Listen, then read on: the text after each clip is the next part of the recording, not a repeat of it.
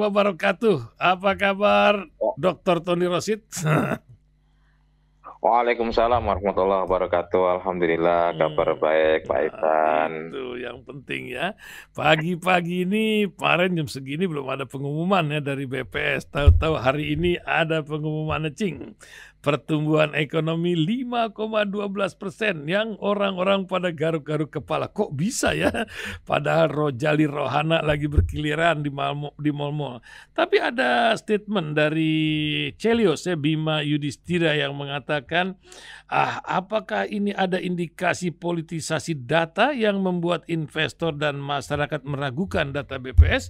Wallahu a'lam bishawab. Mungkin Mas Tony Rosid bisa menganalisa di tengah daya beli masyarakat yang luar biasa. Nah, belum lagi Tom Lembong lagi gedek, kata orang, kok udah beres masalah urusan abolisi dan lain-lain, baru bilang Pak Jokowi, ya itu kebijakan presiden. Bagaimana kisah yang satu ini disorot oleh seorang Tony Rosid dan juga perjuangan Tom Lembong menegakkan keadilan. Masya Allah, kita ini negeri penuh isu ya. Belum lama ada ketua Golkar mau diganti, isu kah? Sekarang ini ada Ahmad Muzani dan Tito Karnavian, akankah berganti peran? Nah, itu yang ingin kami tanyakan juga, Mas Tony, tentang kisah dari Mendagri kita yang udah cukup lama ini bercokol di sana. Nampaknya lain di luar, lain di dalam. Ketika seorang ketua HAM ya, Pigai, menyoroti tentang bendera One Piece, ini menjadi sebuah kok lain dia sekarang, dan juga bendera ini kok menjadi sebuah sorotan. Ini kan masalah simpel sebenarnya, sampai ketua DPR mengatakan, ini mah masalah simpel, nggak apa-apa orang mau ngadarin bendera macam-macam, tapi simbol ini nampaknya ada di sebuah settingan kah di balik ini semua. Nah, mungkin Bang Tony bisa menyampaikan kisah-kisah. Silakan Mas Tony Rosid, tafadhol. Pak Ihsan dan seluruh pendengar hasil, kita awali dari kenaikan pertumbuhan ekonomi, jadi 5,12%.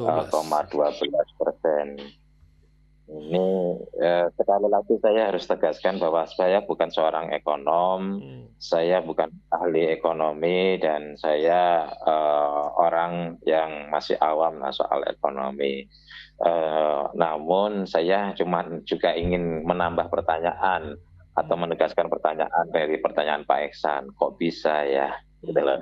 Kalau sebagai orang awam melihat, bukankah deflasi itu makin kesini makin parah? Deflasi itu daya beli masyarakat itu makin turun, gitu kan? Dan itu kita bisa survei kecil-kecilan di masyarakat. Gimana sekarang keadaan warung kalian? Wah, sepi Pak. Survei lagi, sepi Pak, gitu. Supaya tempat yang jauh lagi, sepi Pak. Itu yang kecil. Tukang bakso kita coba survei, gimana dengan tahun kemarin atau dengan awal tahun? Wah, makin kesini makin sepi Pak, gitu. Dan kemudian jumlah pedagang pun berkurang, apalagi kelas menengah atas, di mana banyak perusahaan yang kemudian gulung tikar dan terjadi PHK di mana-mana. Kemudian industri manufaktur juga mengalami sebuah penurunan yang cukup signifikan. Dari indikator-indikator ini, kemudian kalau kita lihat aspek lagi tambang batubara lagi nyungsep, gitu kan. Kemudian juga nikel juga harganya lagi jatuh sekali. Ya. Kemudian sawit-sawit, ya ini positifnya sawit-sawit diambil oleh negara. Problemnya adalah sawit-sawit kemudian juga tidak beroperasi secara normal sebagaimana sebelumnya. Ini kan problem-problem kasat mata yang memang dalam konteks ini ini kan sebuah pertanyaan dan sekaligus mempertanyakan apa data-datanya secara detail yang kemudian diungkapkan ke publik, lalu kemudian kita semua verifikasi apakah data itu valid atau tidak. Kita lihat dolar juga sekarang sudah 16.400 sekian. Ada kenaikan di mana ketika awal bulan juga tidak sebesar itu, fluktuatif lah. Nah, ini lalu juga ekspor dengan biaya yang sangat tinggi, akhirnya kan juga menurunkan daya ekspor kita, kan begitu Pak Ya, Ihsan gitu. kok Pak Ihsan. bisa ya Nah, gitu. mahasiswa, kebetulan Hmm. saya seorang akademisi. Ya. Hmm. Semakin ke sini semakin banyak yang mengundurkan diri karena tidak mampu untuk membayar UKT, sebagian juga tidak mampu untuk membayar ini, Pak, apa Hmm. namanya, living cost-nya. Ya, Hmm. ini gelombang orang mengundurkan diri dari perguruan tinggi itu cukup cukup besar. Hmm. Nah, Hmm. kemudian menjadi dari indikator-indikator ini muncul sebuah pertanyaan, kok Hmm. naik jadi 512 ya? Atau Hmm. akhir tahun kemarin sudah 478 dan Hmm. kenapa ini lebih lebih tinggi, di mana kita belum melihat ada stimulus-stimulus yang membuat kemudian ekonomi tumbuh dan antara juga belum bergerak secara baik. Kalau kemudian kita lihat pasar saham, Hmm. ya pasar saham secara umum anjlok dan Hmm. bahkan bank sendiri ini bank-bank BUMN yang Ya. notabene menjadi primadona di dalam konteks saham itu pun juga anjlok. Hmm. Eh, Hmm. Lalu lagi-lagi ini pertanyaan awam kita, Hmm. apa itu pertumbuhan dari sektor apa saja ya? Iya. Pemerintah mesti memberikan sebuah penjelasan atau BPS ya. BPS Hmm. memberikan penjelasan ini lihat sektornya, dibuka aja ke publik A, B, C, D, E, F, kemudian publik memberikan respon, memverifikasi semua pertumbuhan itu berbasis data-data yang ada, benar atau tidak data-data Hmm. itu. Hmm. Kan gitu Pak Ihsan ya. Ini kan Betul. lagi-lagi pertanyaan orang awam ya Ihsan ya, untuk melihat Betul. semua itu gitu kan. Eh. Itu yang pertama. Yang kedua soal bendera Pak Ihsan. Hmm. Hmm. Nah, kemudian muncul juga Gibran dulu pada kampanye sebagai wakil presiden bikin itu ya, kita tidak tahu data itu. Nah. Cuman begini, kalau saya menjelang 17 Agustus ya meskipun itu bukan kewajiban tapi anjuran, saya tetap pasang bendera merah putih. Tetap Hmm. bagaimanapun hati kita merah putih Faisal, Betul. pikiran kita tetap merah putih. Yang Hmm. tidak merah putih itu kan para pejabat, itu Nah, masalahnya. itu. Karena mereka banyak yang tidak merah putih, dan Hmm. yang merah putih itu artinya apa? Menyimpang, menodai, berkhianat kepada rakyat, berkhianat kepada apa Hmm. cita-cita NKRI ini, Hmm. cita-cita kemerdekaan ini, sehingga kemudian muncul protes demi protes dari masyarakat. Dia ekspresi protes itu diantaranya adalah munculkan One Piece gitu kan. Ya itu kebetulan saja ada yang munculkan itu, kemudian direspon, Hmm. lalu viral ya, yang kemudian menjadi rame. Oh ini asik ini gitu kan, ini hiburan ini. Ya, kita sadar betul bahwa bangsa kita itu sedang menderita karena Hmm. ekonomi lagi bermasalah, terus kemudian juga daya beli masyarakat itu berat ya, semakin turun ya. Inilah yang kemudian masyarakat butuh hiburan, hiburan yang Betul. murah, ya. Ada entertain yang tidak perlu keluar biaya, ya itu mengurangi penderitaan secara Hmm. ekonomi, mengurangi kekecewaan, mengurangi depresi dan sebagainya. Muncullah One Piece. Wah, ini hiburan baru. Ini Gitu. menunjukkan secara psikologi betapa masyarakat kita itu memiliki daya sedang Hmm. tinggi ininya, tingkat ininya. Satu, tingkat kekecewaannya, bisa Hmm. juga yang kedua adalah tingkat Ke ketertekanan atau beban kekosongan waktu hidupnya. buat mengomentari ini juga adanya. Iya, yang pada akhirnya mereka kemudian mengekspresikan dengan One Piece. Ya, ada Hmm. yang kemudian akan manusia terbagi dalam kelompok-kelompok psikologi, dari psikologi. Ada yang memang orang itu progresif, Hmm. reaktif gitu kan. Nah, sehingga kemudian mereka menunjukkan sikapnya dengan ikut beli bendera itu, toh murah meriah gitu kan. Hmm. Ada yang kemudian ikut bermain foto, kemudian diramaikan di medsos dan sebagainya. Ini bukan soal substansi bendera itu, apa makna bendera itu dan sebagainya. Tapi ini perlu dilihat secara sosial dan politik ya. Ini merupakan sebuah protes masyarakat, kemudian juga sebagai sebuah hiburan ya, sebuah bentuk ekspresi kegelisahan dan sebagainya yang kemudian diungkapkan. Jadi tidak perlu kemudian direspon secara negatif. Saya setuju itu kalau Hmm. responnya Wakil Ketua DPR Iya. RI Hmm. Dasko itu. Hmm. itu bagus dia merespon, saya pikir itu matang dan bijak sebagai seorang politisi. Dia bilang ya itu sah-sah saja, boleh, namanya juga ekspresi gitu loh, boleh menirikan, tidak ada larangan juga. Menurut saya inilah yang positif, Betul. inilah Ini malah seharusnya matang, nggak perlu malah ketua kemudian. HAM-nya yang baperan gitu kan, pusing ya kita nih. Iya, kan Hmm. begini Pak Yayasan, kita juga harus juga sadari reaksinya Hmm. macam-macam ya, reaksi Betul. ya apa untuk mengungkapkan apa bereaksi seperti ini ya. Iya, tapi apa yang diungkapkan oleh pejabat itu tentu harus kita pahami maksud dan tujuan itu adalah instrumental. Sekali lagi, ketika politisi itu bicara, bersikap, pengambil kebijakan itu bersifat instrumental. Artinya Hmm. ada goal yang dituju, ada target yang dituju, itu maknanya apa yang tersirat dari ungkapan itu. Hmm. Tetapi anyway, apapun itu, saya pikir perlu direspon secara positif. Ya, kalau itu direspon secara negatif, maka akan muncul negatif. Hmm. Tidak perlu kemudian ada sebagian masyarakat atau ketua RT dan sebagainya melakukan razia, ya, Iya. kemudian menurunkan bendera-bendera itu justru akan mendapatkan reaksi balik. Ini kan sebenarnya aksi dan reaksi aja. Iya. Ya kalau Hmm. kemudian aksinya negatif, ya reaksinya negatif. Ya Hmm. apa reaksinya negatif akan muncul reaksi lagi yang negatif. Kalau reaksinya positif muncul lagi reaksinya positif. Ini bisa bisa tenang, gitu kan, Hmm.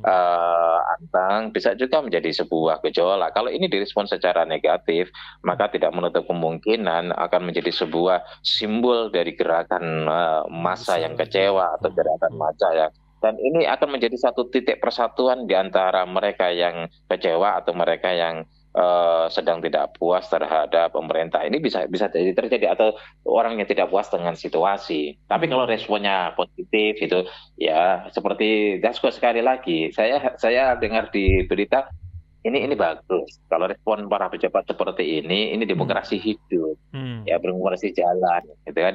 Silakan, itu ekspresi masyarakat dan itu hal biasa saja dan sah-sah saja, tidak ada aturan yang melarangnya kok. Itu kan Hmm. asik. Gitu kan. Itu. Asik. Hiburan itu jadi benar-benar hiburan gitu loh. Hmm. Bukan menambah tekanan gitu loh. Gitu Pak Ihsan terkait Iya. dengan Iya, luar bendera. Tetapi biasa. harus Hmm. menjadi sebuah bahan evaluasi lah, karena Hmm. bagaimanapun ini sebuah gerakan bisa diberikan hiburan tapi juga bisa dikatakan sebagai sebuah protes Hmm. yang perlu mendapatkan sebuah evaluasi. Dan kemudian juga apakah ada yang menggerakkan? Ya kan biasa di dalam politik itu ketika ada trigger gitu ya, itu bisa berjalan secara alamiah terus Hmm. kemudian ditunggangi, itu akan tunggang Hmm. menunggang, itu kan jagonya para Nunggang, politisi, hal yang biasa lah nunggang gitu angin. kan. Ya, ya Betul. bergantung Hmm. bahwa mobilnya satu tapi yang Hmm. nunggang macam-macam, dan yang Itu. menunggang di mobil itu bisa menjadi sebuah arena Luar biasa. pertarungan, artinya kompetisi satu dengan yang lain, isunya sama Hmm. tetapi meresponnya berbeda oleh para kompetitor ini. Hmm. Nah, Hmm. tinggal bagaimana narasi-narasi yang paling berpengaruh dan masuk di dalam rasionalitas publik, kan itu saja Pak Isan. Iya, tapi urusan kalimat Jokowi tentang Tom Lembong dan keputusan beliau tentang gula itu apakah sebuah hiburan atau ngapa baru sekarang dia ngomongnya, kan dipanggil sama pengadilan permintaan itu. Apa yang Mas Tony lihat dari perjalanan seorang Mas Trikasi Lembong ini hingga perjuangannya luar biasa di tengah kepribadiannya beliau? Silakan Mas menyampaikan Iya, hal dalam apa. konteks konteks ini saya tetap konsisten Hmm. dengan eh, dengan konsep saya di awal, Hmm. atau prediksi di awal bahwa secara teoritis tidak ada matahari kembar.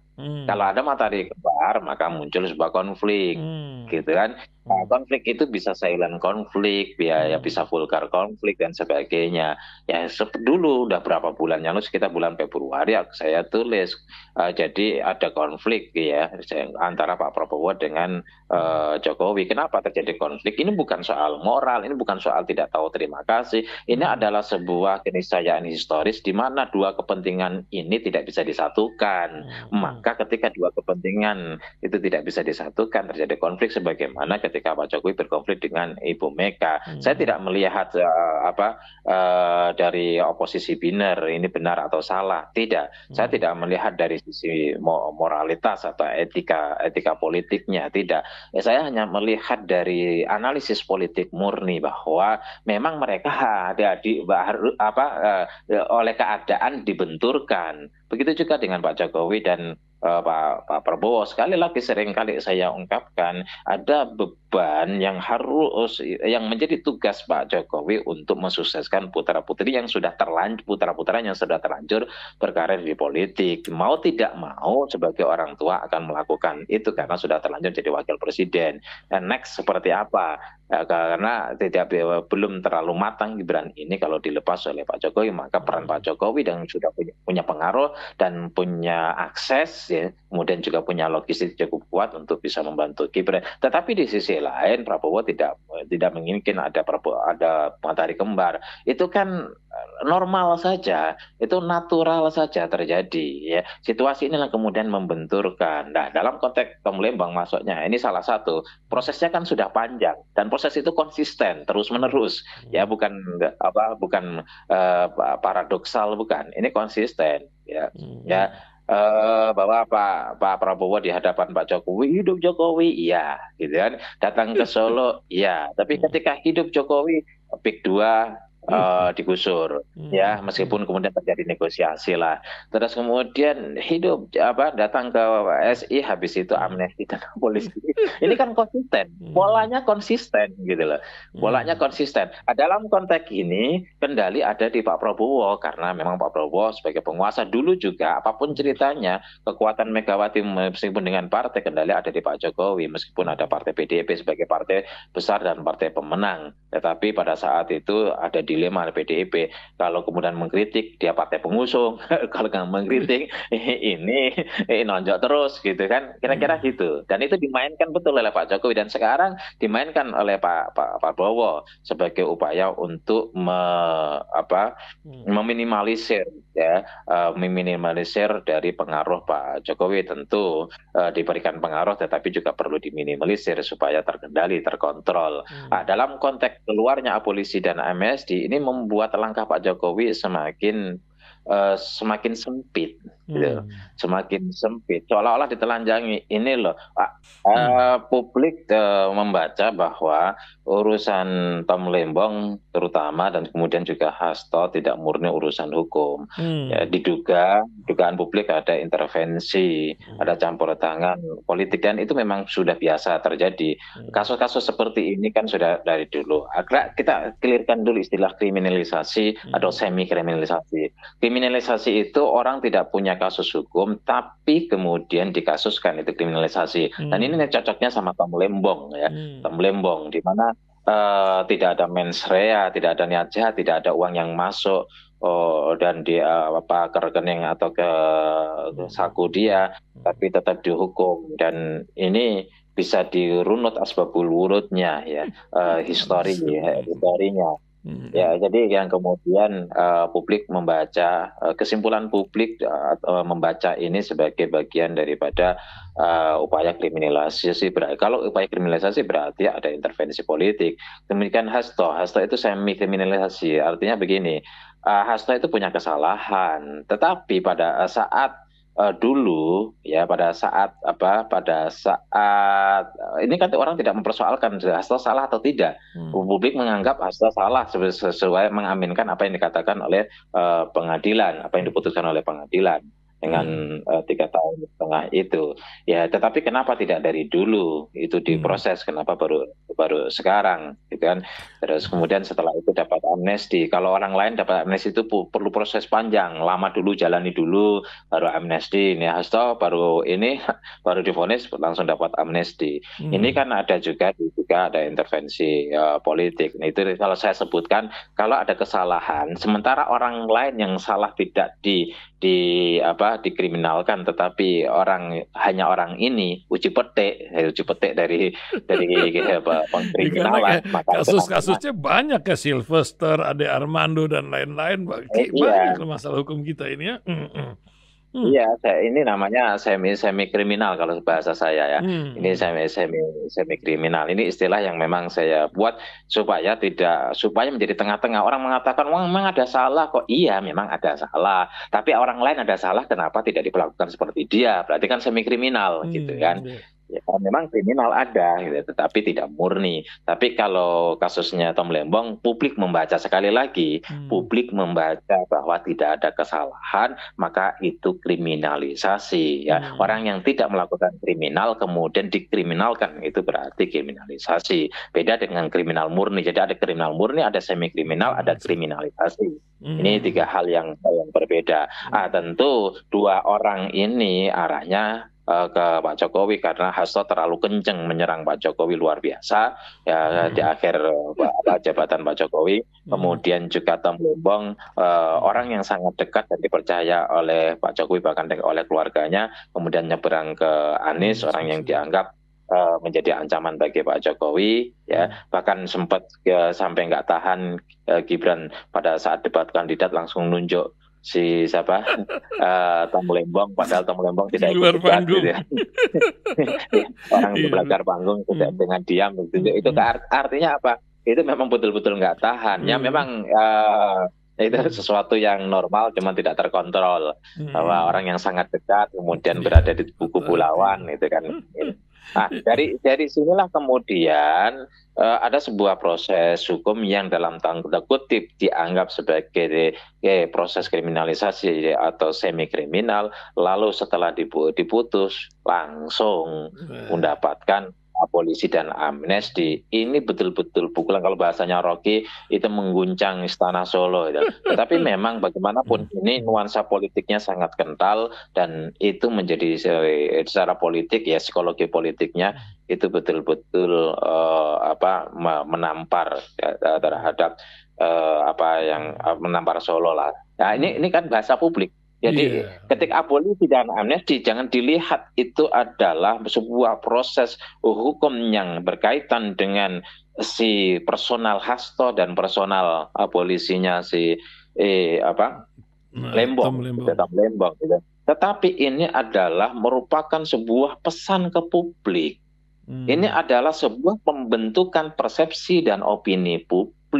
Ini adalah sebuah bagian yang akan dilihat oleh publik sebagai sebuah politis, sesuatu yang bersifat politis. Nah, kalau sudah politis, itu kan berarti ada kesan, ada pesan. Kepada siapa pesan ini disampaikan? Publik kemudian membacanya kepada Pak Jokowi. Ini terlepas benar atau tidak, ya. Semua fakta-fakta ini terhubung antara Pak Prabowo dengan Pak Jokowi. Tetapi ketika ini dilempar ke publik, maka publik kemudian membenturkan. Ini adalah situasi konflik yang semakin memanas antara Pak Jokowi dengan Pak Prabowo, gitu kan. Sebenarnya pemanasannya kalau perspektif saya pemanasannya sudah lama. Kemudian sekarang muncul isu muncul isu reshuffle. Gitu. Ya, Muzani mau reshuffle siapa? Muzani. Terakhir Tito. Mendagri. Sebelumnya Golkar ya. Ini manajemen isu rupanya ada yang bagian ada pekerjaan baru lah yang dibutuhkan gitu. Bagaimana Mas Tony ini?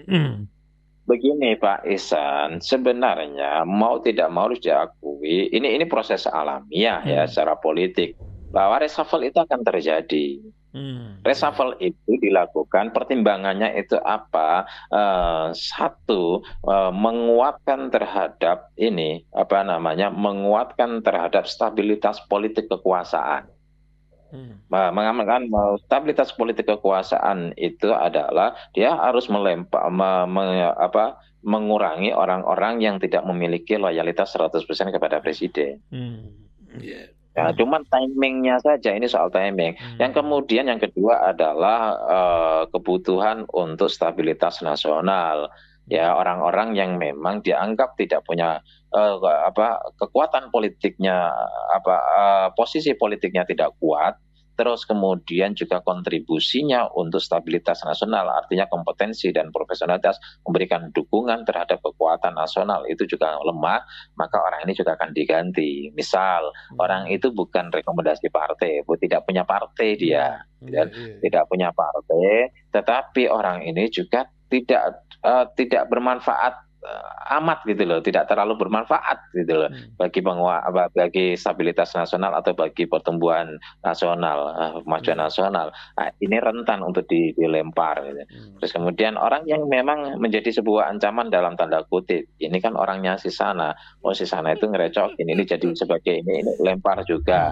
Ya ini kita kemudian bisa verifikasi siapa orang-orang yang bukan orangnya Pak Prabowo dan itu menjadi dalam tanda kutip bagian daripada ancaman. Siapa saja yang orang yang punya posisinya tidak kuat tetapi tidak memberikan kontribusi signifikan kepada penguatan kabinet ini. Dua hal ini kemudian menjadi sebuah pertimbangan kemudian untuk melakukan reshuffle. Kapan reshuffle-nya itu soal momentum. Ya, reshuffle-nya soal momentum. Kalau makin mengancam, itu momentumnya tiba. Ketika momentumnya tiba, sekalian saja yang tidak penting-penting tadi, yang posisinya lemah itu di reshuffle juga, gitu kan. Tapi kalau kemudian ini tidak loyal, banyak dosanya. Ini hebatnya Prabowo. Hebatnya Prabowo, orang yang tidak langsung memecat, mengganti. Ya dia tunggu timing. Cukup sabar untuk menunggu timing. Inilah yang disebut dengan waktu subjektif ya. Artinya Prabowo bisa memainkan waktu untuk mengurangi gejolak. Coba kalau abolisi itu diberikan oleh Prabowo, ini kembali lagi sebagai analogi, diberikan oleh Prabowo kepada Tom Lembong pada saat proses pengadilan belum selesai, gejolak itu. Rame, akan digoreng macam-macam. Pertanyaan terakhir ini dari Banyuwangi pendengar kita nih. Tolong liatin baskomnya Mas Tony. Habis peristiwa Tom Lembong ini abolisi, apakah Pak Anies akan bergabung atau setidaknya Pak Tomnya? Bagaimana pandangan? Tapi Pak Anies tuh dalam talk show-nya, satu talk show dibilang kita lihat saja nanti. Ini bikin orang penasaran ini. Apa yang terjadi Mas Tony melihatnya? Saya pikir sepertinya tidak ya, karena ketika Anies itu bergabung menjadi menteri maksudnya kan, atau dalam posisi-posisi lembaga kalau bergabung memang secara politik tidak strategis ya, karena Anies akan menjadi objek bagi hujatan massa, karena tidak semua pendukungnya atau masih banyak dari pendukung Anies yang belum bisa menerima hasil pemilu kemarin, dan ini akan menjadi bumerang. Ini bukan soal Anies mau atau tidak, tetapi saya yakin Anies akan mempertimbangkan faktor-faktor psikologi dari para pendukungnya. Kalau Anies kemudian bergabung, ini akan menjadi sebuah persoalan serius dan secara politik akan mendongkrak posisi Anies. Lebih bagus memang Anies itu mengurusi LSM-nya dan bekerja untuk bangsa, gerakan perubahan untuk memberikan kontribusi kepada bangsa ini kan tidak harus ada di dalam, bisa ada di luar pemerintahan. Mungkin habisnya pengingat ya gitu ya. Apalagi Anies itu memang posisinya lebih pas di situ. Kecuali nanti kalau menjelang Pilpres, Anies menjadi wakil, itu lebih rasional, menjadi wakilnya Prabowo.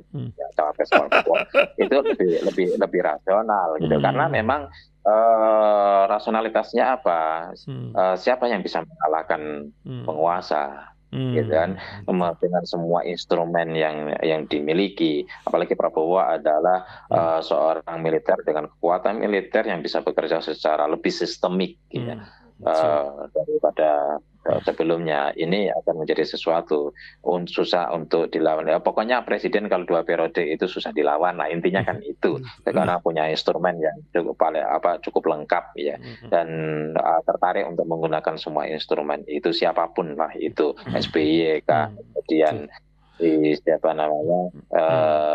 Jokowi ya, saya pikir akan berjalan ini.